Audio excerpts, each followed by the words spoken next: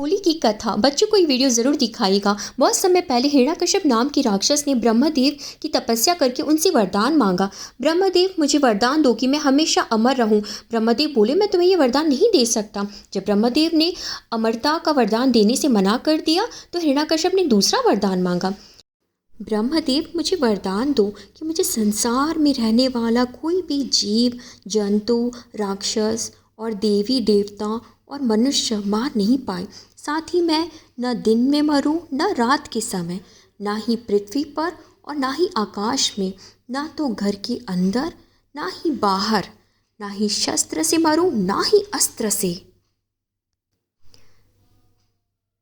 हिरण्यकश्यप की तपस्या से ब्रह्मदेव खुश थे ही, इसलिए अमरता के एक वरदान के बदले उन्होंने ये सारे वरदान उसे दे दिए।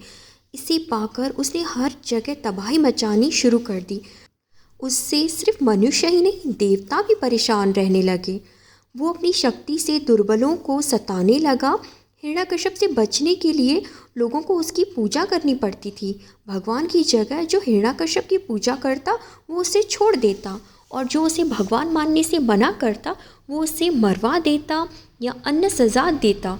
समय के साथ साथ राक्षस हिरण्यकश्यप का आतंक बढ़ता चला गया। कुछ वक्त बीतने पर हिरण्यकश्यप के घर भगवान विष्णु के परम भक्त प्रहलाद का जन्म हुआ। हिरण्यकश्यप ने प्रहलाद को भी कई बार विष्णु जी की पूजा करने से मना किया और कहा, मैं ही भगवान हूँ, तुम मेरी आराधना करो। हर बार हिरण्यकश्यप की बात सुनकर प्रहलाद कहते, मेरे सिर्फ एक ही भगवान है और वो भगवान विष्णु जी है। प्रहलाद की बातें सुनकर हिरण्यकश्यप ने उन्हें मारने की कई कोशिशें की, लेकिन वो सफल नहीं हो सका। भगवान विष्णु अपनी शक्ति से हर बार हिरण्यकश्यप के सारे प्रयास विफल कर देते थे।